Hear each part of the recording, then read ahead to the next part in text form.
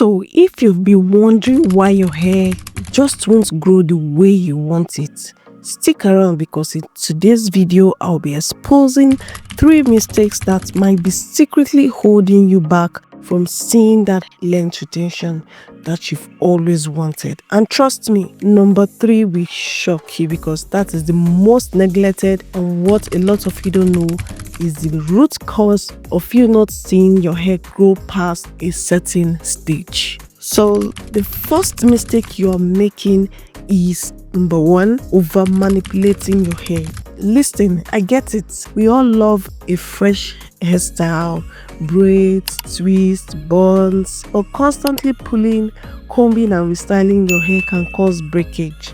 And here's the shocking part. Sometimes it's not just that your hair isn't growing, it's that it's breaking faster than it's growing.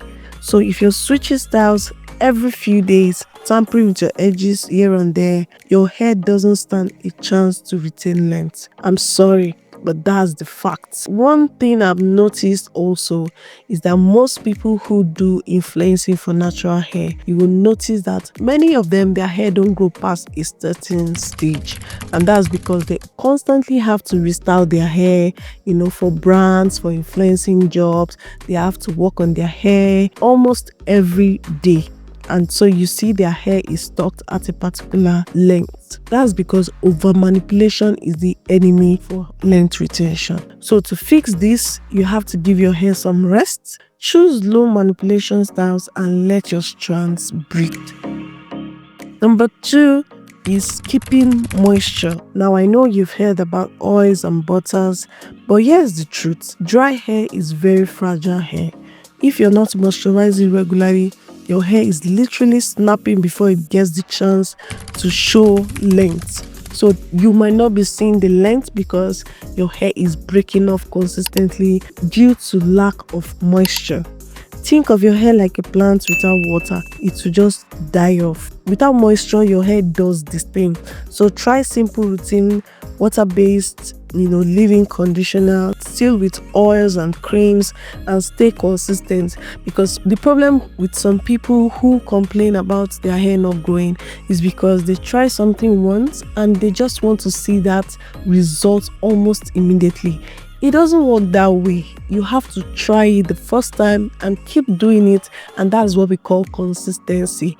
It is over time you begin to see the result of what you have been doing. Moisture is not optional. Remember, it is the lifeline of your hair. Like, your hair literally depends on the amount of moisture that you give it. So you want to make sure that you're up on your game with moisturizing your hair regularly. I opted for doing mine 2 to 3 times, at least 3 times in a week. Now, my hair typically takes 2 to 3 days to dry off. So I moisturize after day 2 to make sure that I'm ahead of that dryness. So I don't have to wait for my hair to get dry before I moisturize. It's just like you don't have to wait to get thirsty before you drink water, because your body constantly needs water to function. So the same thing with your hair. You give it the water, you give it the moisture that it needs to function properly so that your follicles are well hydrated, there is growth, and they don't break off unnecessarily. Now here's the big one. Number 3, ignoring your scalp health. This is one major mistake a lot of us make. I, for one, have made this mistake several times. Like, we focus more on our hair strands, forgetting that a healthy scalp is what will bring a healthy hair growth. So for your strands to be nourished, you have to make sure that your scalp is healthy. That is how you're going to get a healthy hair strands. So your scalp is the foundation of growth. This is what most people ignore. If your scalp is clogged with products, dirt, or constantly itching, your hair will not thrive. It's just going to shrink off as much as it sprouts out, because your hair is constantly growing. It's just going to die off and just break or even snap from the roots. So you have to make sure that your roots are well kept, free from product buildup that are clogging your pores and preventing your hair from growing healthy. Think of it like you're planting a seed in bad soil, so it won't grow, it won't flourish. Scalp massages also help to nourish your scalp and to make sure that your natural oil, which is called the sebum, from your scalp gets to every part of your hair strands. Now, this natural hair sebum, they hardly travel down the shaft of our hair because they are thick in nature, and also the coily texture of your hair, especially the type 4C hair, does not allow it to travel down the hair shaft, and that is why we assist the sebum with our natural oils.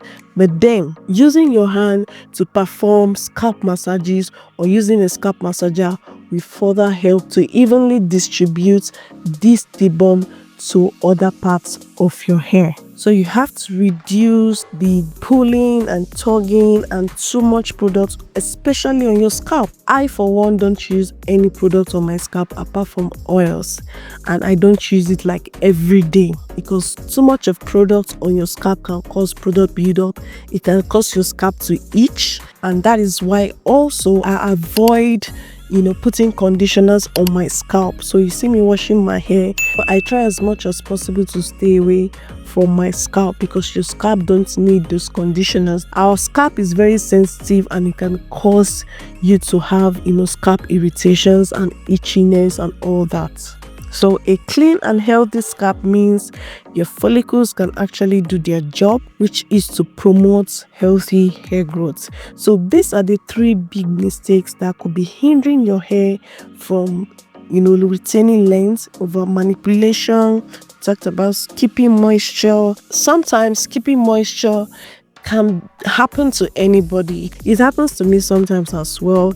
You just get tired, especially if you're working or you have so many things doing and you just don't feel like moisturizing your hair. You're just so lazy, you can't touch your hair. Yes, it happens once in a while like that. Don't beat yourself up.